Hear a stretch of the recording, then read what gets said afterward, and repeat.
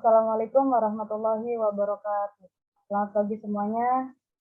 Selamat pagi, saya aturkan kepada teman-temanku sekalian dan yang saya hormati dosen mata kuliah metodologi penelitian Ibu Fertin Mulyanasari, yang saya banggakan kepada teman-temanku sekalian. Perkenalkan, saya Ibu Febrianti Wiguna, perwakilan dari kelompok 5 akan memimpin acara diskusi kita pada pagi hari ini. Alhamdulillah pada pagi hari ini kita akan melanjutkan perkuliahan dan akan membahas tentang materi tentang komponen penelitian yang akan disampaikan oleh kelompok 5. Baik, di sini saya akan membacakan susunan acara pada diskusi kita hari ini, yaitu yang pertama pembukaan, penyampaian materi, kemudian penutup. Baik teman-teman, langsung saja kita mulai ke sesi yang pertama, yaitu pembukaan. Marilah kita buka acara ini dengan membaca basmalah. Bismillahirrahmanirrahim. Baik, selanjutnya yaitu penyampaian dan penyajian materi. Saya persilahkan kepada Aini Afriani Kedewi untuk menyampaikan materi yang pertama. Oke, baik. Terima kasih kepada moderator. Baik, langsung saja di mana di sini terdapat pokok bahasan, yaitu rumusan masalah dan tujuan penelitian, kerangka konsep, hipotesis dan pertanyaan penelitian, lalu variabel penelitian, definisi operasional beserta skala pengukurannya, lalu desain penelitian yang sesuai dengan tujuan penelitian, lalu terdapat populasi dan sampel penelitian seperti konsep dasar, tahap pengambilan sampel. Selanjutnya instrumen penelitian, di mana jenis instrumen dan pengukurannya. Selanjutnya yaitu uji statistik univariat, selanjutnya uji statistik bivariat. Oke, baik. Yang pertama yaitu rumusan masalah dan tujuan penelitian. Oke, perumusan masalah, di mana perumusan masalah adalah penjabaran dari identifikasi masalah dan pembatasan masalah. Nah, perumusan masalah merupakan pertanyaan yang lengkap dan rinci mengenai ruang lingkup masalah yang akan diteliti didasarkan atas identifikasi masalah dan pembatasan masalah.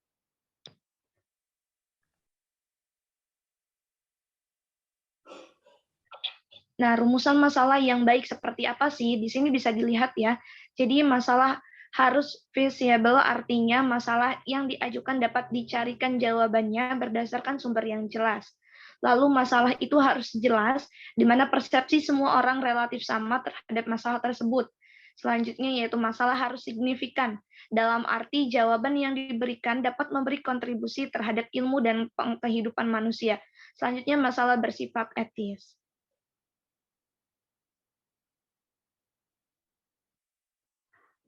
Oke, rumusan masalah itu dapat dibagi atas deskriptif, komparatif, dan asosiatif, di mana deskriptif itu permasalahan yang berkenaan dengan variabel mandiri, contohnya itu seberapa tinggi produktivitas kerja karyawan perusahaan X, lalu bagaimana sikap masyarakat KB mandiri terhadap KB mandiri. Nah, selanjutnya rumusan masalah atas komparatif itu jadi permasalahan penelitian yang bersifat membandingkan keberadaan suatu variabel pada 2 sampel atau lebih. Jadi di sini membandingkan ya teman-teman. Jadi contohnya itu adakah perbedaan produktivitas kerja antara pegawai negeri dan swasta, lalu bagaimana perbedaan disiplin kerja PNS di Departemen A dengan Departemen B. Selanjutnya yang ketiga yaitu asosiatif, di mana pertanyaan penelitian yang bersifat menghubungkan dua variabel atau lebih. Jadi di mana yaitu ada hubungan simetris. Jadi terjadi antar dua variabel atau lebih yang bersifat kebersamaan. Contohnya, adakah hubungan antara merek HP dengan kemampuan human relation? Selanjutnya yang kedua itu hubungan kasual, di mana hubungan bersifat sebab akibat. Contohnya itu adakah pengaruh gaji terhadap prestasi kerja? Lalu selanjutnya yaitu hubungan interaktif, di mana hubungan saling mempengaruhi. Contohnya itu adakah hubungan timbal balik antara motivasi dan prestasi. Oke, selanjutnya yaitu tujuan penelitian. Jadi rumusan kalimat yang menunjukkan adanya suatu hal yang diperoleh setelah penelitian selesai. Tujuan penelitian berkaitan dengan rumusan masalah. Nah, tadi kan sudah dijelaskan rumusan masalahnya seperti apa, di mana tujuan penelitian ini berkaitan dengan rumusan masalah yang tadi. Contohnya ini di bawah ini, di mana rumusan masalahnya itu bagaimana gambaran biaya periklanan dan volume penjualan yang ada pada perusahaan pemanah sakti abadi. Selanjutnya tujuan penelitiannya itu untuk menjelaskan biaya periklanan yang digunakan oleh perusahaan pemanah sakti bakti. Selanjutnya, kerangka konseptual, di mana kerangka konseptual ini mengelaborasi tentang di mana hubungan antar variabel, terus teori yang mendasari hubungan tersebut, terus sifat dan arah dari hubungan tersebut. Selanjutnya, kerangka konseptual ini terikat dengan variabel harus diidentifikasi dan diberi lambang, penjelasan mengenai mengapa dua atau lebih variabel saling berhubungan dengan merujuk pada logika teori yang mendasarinya. Selanjutnya, sifat dan arah hubungan, di mana bisa positif atau negatif, sebaiknya dapat dijelaskan. Seharusnya dijelaskan secara tajam harapan apa yang ingin dicapai terkait dengan hubungan antar variabel tersebut. Sebaiknya disajikan dalam bentuk diagram skematif sehingga dapat dilihat dan mudah dipahami. Oke, selanjutnya hipotesis. Hipotesis berasal dari kata hipo yang berarti di bawah dan kata tesa yang berarti kebenaran. Jadi hipotesis merupakan jawaban sementara terhadap perumusan masalah penelitian.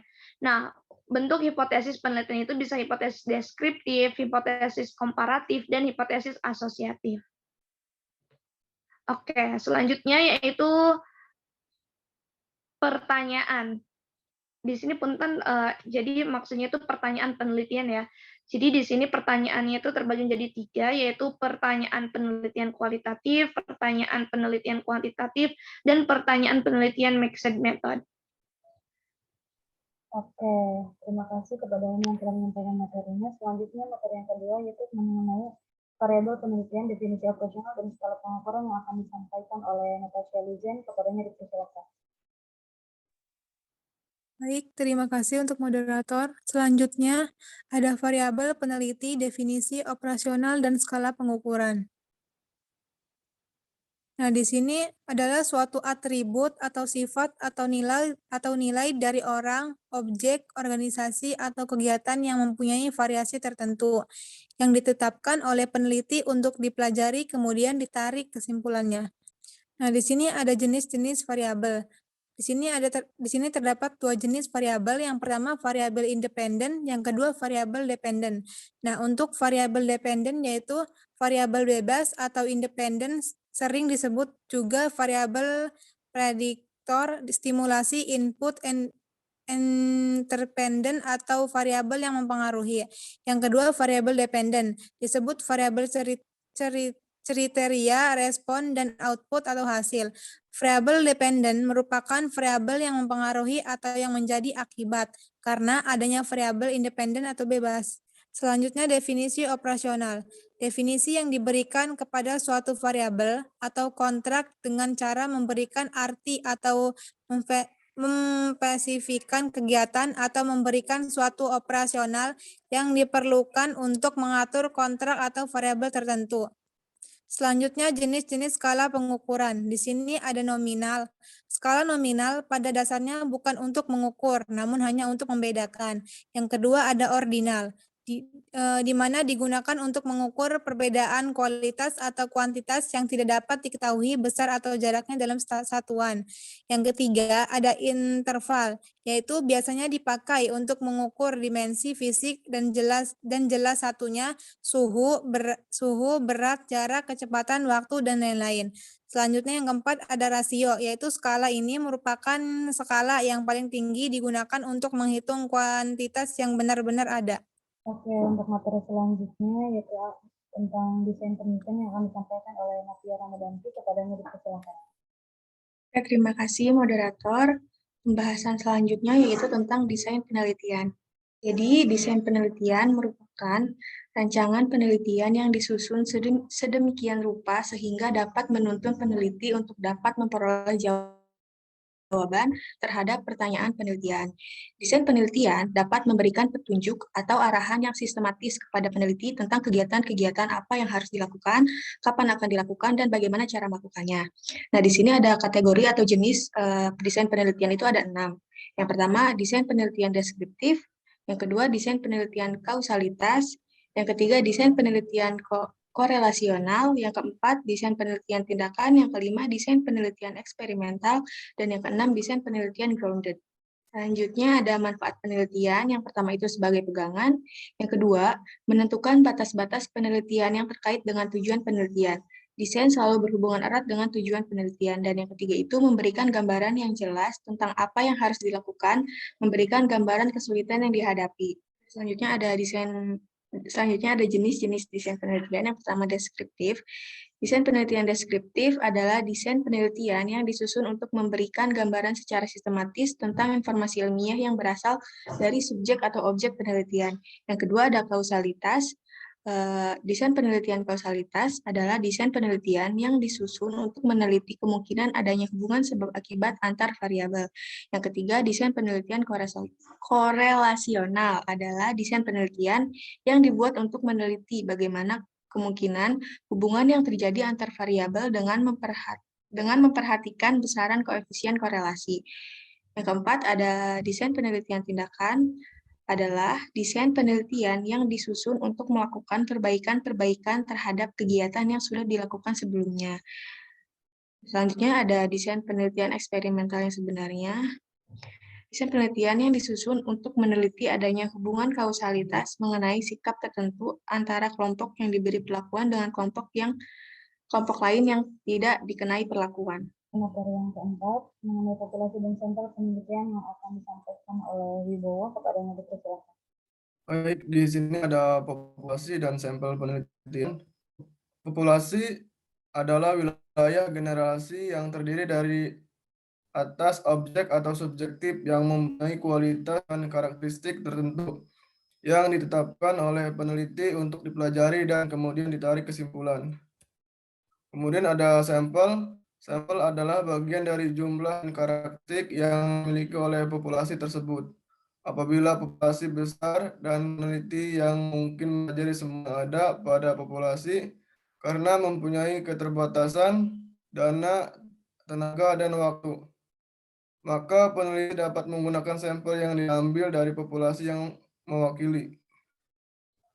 Kemudian ada teknik sampling. Teknik sampling merupakan teknik pengambilan sampel yang menentukan sampel yang akan digunakan dalam penelitian. Teknik sampling pada dasarnya dapat dikelompokkan menjadi dua, yaitu probability sampling dan non-probability sampling. Teknik sampling dibagi dua, yaitu ada probability sampling dan non-probability sampling. Untuk probability sampling ada 4 bagian. Yang pertama ada simple random sampling. Yang kedua ada proportionate random sampling. Yang ketiga ada disproportionate random sampling. Yang keempat ada area sampling. Kemudian ada not probability sampling. Yang pertama ada sampling sistematis. Yang kedua ada sampling kuota. Yang ketiga sampling aksidental, yang keempat purposive sampling, yang kelima sampling jenuh, yang keenam snowball sampling. Terima kasih kepada Wibowo yang telah menyampaikan materi. Materi selanjutnya itu mengenai konsep instrumen penelitian yang akan disampaikan oleh Nur Aini. Kepadanya dipersilakan. Baik, selanjutnya yaitu tentang konsep instrumen penelitian. Yang pertama ada pengertian. Menurut Purwanto 2018, instrumen penelitian pada dasarnya alat yang digunakan untuk mengumpulkan data dalam penelitian. Instrumen penelitian dibuat untuk satu tujuan yang tidak bisa digunakan oleh penelitian yang lain, sehingga peneliti harus merancang sendiri instrumen yang akan digunakan. Selanjutnya ada jenis-jenis instrumen dibagi menjadi 3. Yang pertama ada lembar observasi, berfungsi untuk memperoleh informasi pada suatu variabel yang relevan dengan tujuan penelitian dengan validitas dan reliabilitas setinggi mungkin. Yang kedua, angket. Angket merupakan alat yang digunakan untuk mengumpulkan data yang berisi pertanyaan tertulis yang harus dijawab oleh responden. Yang ketiga, ada tes hasil belajar. Berfungsi untuk mengukur penguasaan peserta didik terhadap materi yang diajarkan oleh guru yang digunakan sebagai data dan bahan evaluasi bagi guru dan sekolah. Selanjutnya ada skala pengukuran. Yang pertama itu ada skala Likert. Pada pengukuran skala Likert, variabel yang akan diukur dijabarkan menjadi indikator-indikator variabel. Contohnya yang ada di bawah, contohnya nomor 1 sangat setuju, 2 setuju, 3 ragu-ragu, 4 tidak setuju, 5 sangat tidak setuju. Atau yang di sebelahnya, contohnya nomor 1 ada selalu, nomor 2 sering, nomor 3 kadang-kadang, dan nomor 4 tidak pernah. Yang kedua ada skala Goodman. Pada skala Goodman terdapat 2 jawaban tegas, yaitu ya atau salah, pernah atau tidak pernah, dan sebagainya. Contohnya itu, apakah Anda mempunyai KTP? Yang pertama ya, atau yang kedua. Selanjutnya ada skala sematik diferensial. Skala sematik diferensial digunakan untuk mengukur sikap. Pada skala sematik diferensial disusun dalam satu garis kontinum yang jawaban contohnya sangat positif yang terletak di sebelah kanan dan jawaban yang sangat negatif terletak di sebelah kiri atau sebagainya. Contohnya itu gaya belajar peserta didik, berilah tanda centang pada jawaban yang Anda pilih, contohnya yang di bawah. Dan yang terakhir ada skala rating. Skala rating tidak hanya mengukur sikap saja, tetapi dapat mengukur persepsi atau penilaian terhadap fenomena lainnya. Contohnya itu, seberapa bersih ruangan kelas yang ada di kelas A atau yang ada di sekolah A. Berilah jawaban dengan skala yang di bawah. Contohnya nomor 4, bila ruangan kelas sangat bersih. 3, bila ruang kelas bersih. 2, bila ruang kelas tidak bersih, dan 1, bila ruang kelas sangat tidak bersih. Selanjutnya nomor 6 ada uji statistik univariat. Uji statistik merupakan alat bantu yang baik dalam penelitian bidang farmasi. Meskipun demikian, uji statistik bukan satu-satunya dasar untuk menarik kesimpulan penelitian. Analisis univariat adalah suatu teknik analisis data terhadap satu variabel secara mandiri. Tiap variabel dianalisis tanpa dikaitkan dengan variabel lainnya. Model analisis univariat dapat berupa penampilan angka hasil pengukuran, ukuran tendensi sentral, ukuran dispersi atau deviasi atau variability, penyajian data, ataupun kemiringan data. Baik, materi yang ketujuh yaitu analisis bivariat. Next. Di sini ada pengertiannya. Analisis bivariat adalah salah satu jenis teknik analisis data statistik yang paling sederhana, yang biasanya dipergunakan untuk mengetahui apakah ada hubungan antara dua kumpulan nilai. Hal ini tentu saja melibatkan variabel X dan Y. Hasil dari analisis bivariat dapat disimpan dalam daftar tabel data 2 kolom. Next. Analisis bivariat dilakukan melalui beberapa cara. Yang pertama itu ada koefisien korelasi. Korelasi adalah teknik asosiasi statistik di mana kekuatan hubungan antara dua variabel diamati. Yang kedua, analisis regresi. Analisis regresi digunakan untuk memperkirakan hubungan antara dua variabel yang berbeda. Ini mencakup teknik untuk memodelkan dan menganalisis beberapa variabel, karena fokusnya adalah pada hubungan antara dependen dan satu atau lebih independen. Next, berikutnya ada contoh analisis bivariat. Yang pertama, penelitian. Misalnya dalam survei ruang kelas, peneliti mungkin ingin menganalisis rasio siswa yang mendapat nilai di atas 85% sesuai dengan jenis kelamin mereka. Dalam hal ini ada dua variabel, yakni jenis kelamin sebagai X atau variabel bebas dan Y sebagai variabel terikat. Di sini ada contoh tabelnya. Gender sama dengan X variabel bebas, ada laki-laki dan perempuan. Tabel sampingnya jumlah sama dengan X, laki-laki jumlahnya 45 dan perempuan jumlahnya 38. Next. Yang kedua ada pengukuran kekuatan cengkraman dan lengan. Contoh lainnya misalnya merekam pengukuran kekuatan cengkraman dan kekuatan lengan individu. Data dipasangkan karena kedua pengukuran berasal dari satu orang, tetapi tidak bergantung karena menggunakan otot yang berada. Next. Terima kasih, saya kembalikan kepada moderator. Terima kasih kepada teman-teman yang telah menyampaikan materinya. Demikian presentasi kelompok dari kami. Jika ada yang ingin ditanyakan, bisa ditanyakan melalui grup WhatsApp. Mungkin saya sebagai moderator memohon maaf apabila ada kekurangan. Saya akhiri. Wassalamualaikum warahmatullahi wabarakatuh.